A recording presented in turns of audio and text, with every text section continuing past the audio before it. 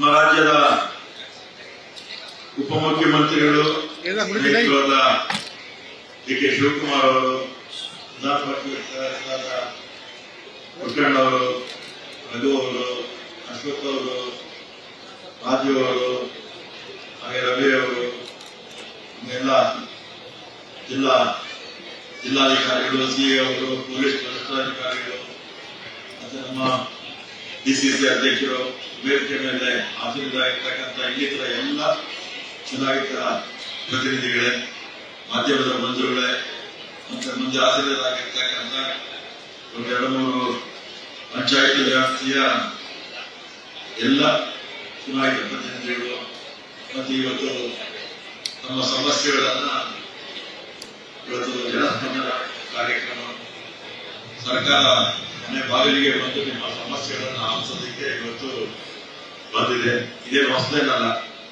ನಮ್ಮ ಸರ್ಕಾರ ಬಂದ ಮೇಲೆ ರಾಜ್ಯದ ಎಲ್ಲಾ ಭಾಗದಲ್ಲೂ ಕೂಡ ಸ್ವತಃ ಮುಖ್ಯಮಂತ್ರಿಗಳೇ ಕೆಲವು ಜಿಲ್ಲೆಗಳಲ್ಲಿ ಜನಸ್ಪಂದನ ಕಾರ್ಯಕ್ರಮವನ್ನು ಮಾಡಿದ್ದಾರೆ. ಮತ್ತೆ ಜಿಲ್ಲಾ ಉಸ್ತುವಾರಿ ಸಚಿವರಿಗೆ ಎಲ್ಲಾ ಜಿಲ್ಲೆಗಳಲ್ಲೂ ಕೂಡ ಕನಿಷ್ಠ 3 ತಿಂಗಳಿಗೊಂದ್ಸಲಿ ಜನರ ಸಮಸ್ಯೆಗಳನ್ನು ಕೇಳಬೇಕು ಅಂತ ಆದೇಶದ ಮೇರೆಗೆ ನಾನು ಕೂಡ ರಾಮನಗರ ಜಿಲ್ಲಾ ವ್ಯಾಪ್ತಿಯಲ್ಲಿ ಮತ್ತು ತಾಲೂಕು ಮಟ್ಟದಲ್ಲಿ ಅನೇಕ ಕಾರ್ಯಕ್ರಮಗಳನ್ನು ಹಾಕೊಂಡಿದ್ದೀನಿ. ಕಾರ್ಯಕ್ರಮಗಳನ್ನು ಹಾಕೊಂಡು ಜನರ ಸಮಸ್ಯೆಗಳನ್ನು ಪರಿಹಾರ ಮಾಡಲಿಕ್ಕೆ ನಮ್ಮ ಸರ್ಕಾರ ಪ್ರಯತ್ನ ಮಾಡಿದೆ. ಇವತ್ತು ನಮ್ಮ ಶಿವಕುಮಾರ್ ಅವರು ತಾಲೂಕು ಮಟ್ಟ ಬೇಡ, ಜಿಲ್ಲಾ ಪಂಚಾಯತ್ ವ್ಯಾಪ್ತಿಯಲ್ಲಿ ಇರ್ತಕ್ಕಂಥ ಅದು ಹೋಬಳಿ ಹೆಡ್ ಕ್ವಾರ್ಟರ್ಸ್ ಅಲ್ಲಿ ಮಾಡೋಣ ಅಂತ ತೀರ್ಮಾನ ತಗೊಂಡು ಇವತ್ತು ಚನ್ನಪಟ್ಟಣದಲ್ಲಿ ಅನೇಕ ಕಾರ್ಯಕ್ರಮಗಳಾಗಿದೆ.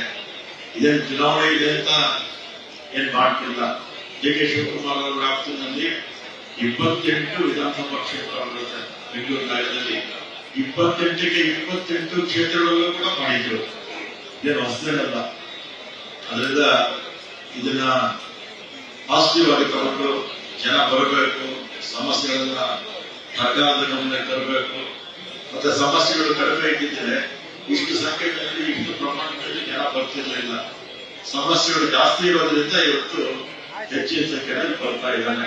ಅದೇ ರಸ್ತೆ ಇರ್ಬೋದು, ಅಥವಾ ಕುಡಿಯೋ ನೀರು ಇರ್ಬೋದು, ವಿದ್ಯೆಗೆ ಸಂಬಂಧಪಟ್ಟದ್ದಿರ್ಬೋದು, ರೈತರ ನಾಶವಸ್ತುತಿ ಇರ್ಬೋದು, ರೈತರ ಇನ್ನು ಅನೇಕ ಸಮಸ್ಯೆಗಳ ಗೊಬ್ಬರ ಅಥವಾ ಇತ್ಯಾದಿಗಳಿರ್ಬೋದು, ಮತ್ತೆ ಕೋಡಿ ಇರ್ಬೋದು, ಅಸ್ವಸ್ಥ ಇರ್ಬೋದು, ಅಥವಾ ರೆವಿನ್ಯೂ ಇಲಾಖೆ ಈ ಖಾತಾ ಇರ್ಬೋದು, ಯಾವುದೇ ಇಲಾಖೆ ಸುಮಾರು 24-25 ಇಲಾಖೆಗಳ ಸಮಸ್ಯೆಗಳನ್ನ ಈಗಾಗಲೇ ನಮ್ಮ ಅಧಿಕಾರಿ ವರ್ಗದವರು ನಿಮ್ಮ ಮನೆಗೆ ಬಂದು ಈಗಾಗಲೇ ಒಂದು ಸರ್ಕಾರದ ಅಧಿಕೃತವಾಗಿರ್ತಕ್ಕಂಥ ಒಂದು ಚೀಟಿಯನ್ನ ಕೊಟ್ಟಿದ್ದಾರೆ.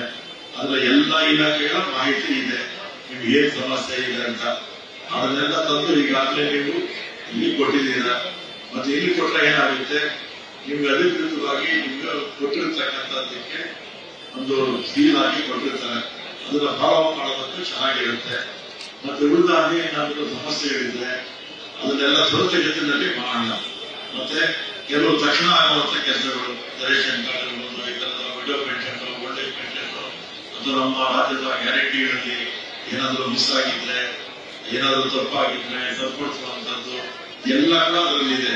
ಅದನ್ನೆಲ್ಲ ಕೂಡ ಆದಷ್ಟು ಬೇಗ ಅಧಿಕಾರಿಗಳಿಗೆ ಬೇಗ ಮಾಡಿ ಅಂತ ಸೂಚನೆ ಕೊಟ್ಟು, ಕೆಲವು ಸಮಸ್ಯೆಗಳು ಹಣದ ಒಂದು ಬೇಕಾಗಿರ್ತಕ್ಕಂಥದ್ದು, ಟೆಂಡರ್ ಕರಿಬೇಕಾಗುತ್ತೆ, ಯಾವ್ದೊಂದು ಬ್ರಿಡ್ಜ್ ಕೇಳ್ತೀರಾ, ಅಥವಾ ಒಂದು ಲಾಂಬ್ರೀಕರಣ ಕೇಳ್ತೀರಾ, ಶಾಲೆ ಕೇಳ್ತೀರಾ, ಅಂಗನವಾಡಿ ಕೇಳ್ತೀರಾ, ಆಸ್ಪತ್ರೆ ಕೇಳ್ತೀರಾ, ಈ ತರದ್ದು ಸ್ವಲ್ಪ ಕಾರ್ಯಕ್ರಮ ಹಾಕಿಕೊಂಡು ಅದನ್ನ ಹಣ ಒದಗಿಸಿ ಅದನ್ನ ಮಾಡಬೇಕಾಗುತ್ತೆ. ಮತ್ತೆ ಅದರ ಜೊತೆಗೆ ಲೋನ್ ಕೊಡುವಂಥದ್ದು, ಸೈಟ್ ಕೊಡುವಂಥದ್ದು, ಮನೆ ಕೊಡುವಂಥದ್ದು, ಇದೆಲ್ಲ ಕೂಡ ನೀವು ಈಗಾಗಲೇ ಕೊಟ್ಟಿದ್ದೀರಾ. ಆ ದಿಕ್ಕಲ್ಲಿ ನಮ್ಮ ಸರ್ಕಾರ ಪ್ರವೃತ್ತಿ ಆಗುತ್ತೆ ಅಂತ ಹೇಳಿ ವಿಶೇಷವಾಗಿ ನಮ್ಮ ಶಿವಕುಮಾರ್ ಅವರು ನಮ್ಮ ಇದೇ ಕ್ಷೇತ್ರದಲ್ಲಿ ಅವರು ಪ್ರತಿನಿಧಿಯಾಗಿದ್ದರು. ಹಿಂದೆ 2008ಕ್ಕಿಂತ ಮುಂಚೆ ಅದರಿಂದ ನಿಮ್ಮ ಬಗ್ಗೆ ಹೆಚ್ಚು ಶಿವಕುಮಾರ್ ಅವರಿಗೆ ಆಸಕ್ತಿ ಇದೆ. ಈ ಭಾಗದ ಸಮಸ್ಯೆಗಳನ್ನು ಪರಿಹಾರ ಮಾಡಬೇಕಂತ ಅವರು ನಾವು ಒಟ್ಟಾಗಿ ಸೇರಿ ಖಂಡಿತ ಮಾಡ್ತೀವಿ ಅಂತ ನಮ್ಮ ಸಂದರ್ಭದಲ್ಲಿ ಹೇಳಿ ಬಂದಿರ್ತಕ್ಕಂಥವ್ರು ಯಾರು ಜನ ಕೂಡ ಇದೇ ಅಷ್ಟು ಆಗಬೇಕು. ನಮ್ಮ ಅಧಿಕಾರಿಗಳು ಸ್ಪಂದಿಸಬೇಕು ಅಂತ ನಾನು ಈ ಸಂದರ್ಭದಲ್ಲಿ ಹೇಳಿ ಎಲ್ಲರಿಗೂ ಕೂಡ ಧನ್ಯವಾದ ಹೇಳಿ ನನ್ನ ಮಾತು ಮುಗಿಸ್ತೇನೆ.